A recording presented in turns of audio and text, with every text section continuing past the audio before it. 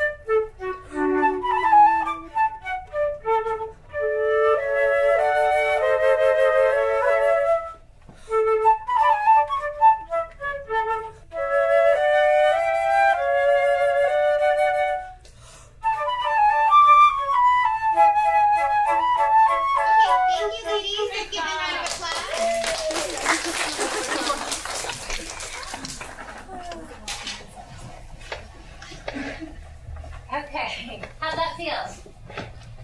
Pretty good.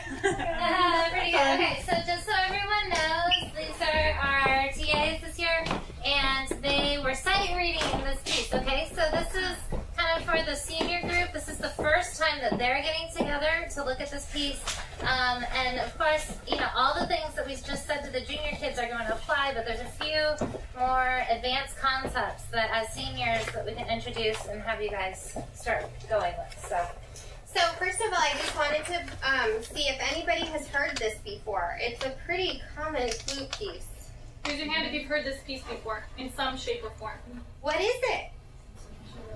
Mozart Concerto in D major. So is this pretty standard flute repertoire? Yes, as a solo flutist. But for flute trio, not really.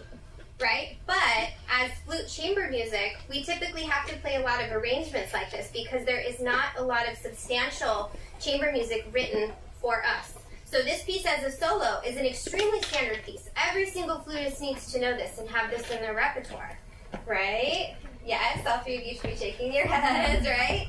So, but in flute chamber music, it poses a different kind of problem, right? So would you play this for a concert? Probably not. Because people would be like, aren't you playing with the piano or an orchestra? Like, you know, because we can't, as flutes, we can't do the same thing. Can you have the same power as an orchestra?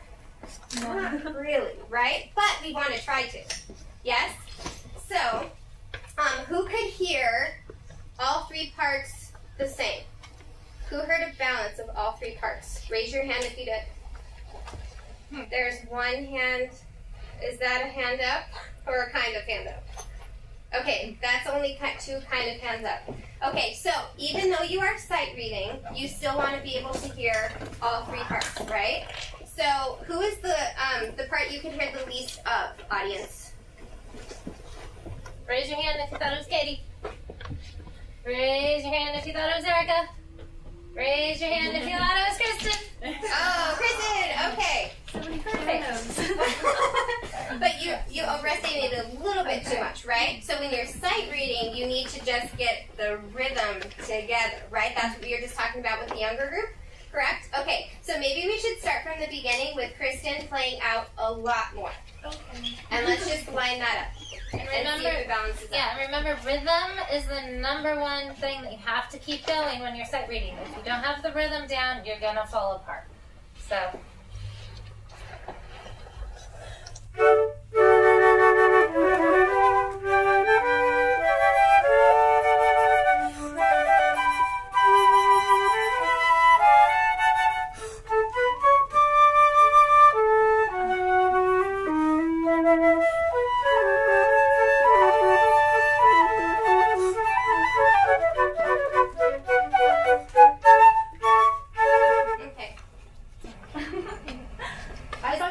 much better. It sounded like now one big force of sound coming at us instead of just kind of, you know, scattered people playing individually. One thing I noticed when I'm watching you, I know that you're not really thinking about this quite yet because you're sight reading, but my eye is actually drawn to Erica. So how it feels like you're leading the group. So I want to see a lot more of Katie actually leading the group and being more like a soloist. I know it's chamber music, but you do have the solo part. So now that they're coming out more, you need to come out a lot more and be like, bam, here I am, here's the music. Is she moving more than me? She's moving, yeah, it's how she's moving. And also, and also, Erica, you can help that by looking or leaning or, you know, kind of giving your emotions into what Katie's doing so that you're actually following her rather than kind of trying to establish your own thing. Right. So when Kristen got off just a little bit and she didn't know who to look at. She was like, okay. So she couldn't get back on and she was like, all right, here's one. All right, here we go. But she did that by listening, right? Because I actually shouldn't speak for you. Did you do that by listening? I did it purely on ear because I can't actually hear them as well when I'm playing louder, so I was kind of stopping to find myself.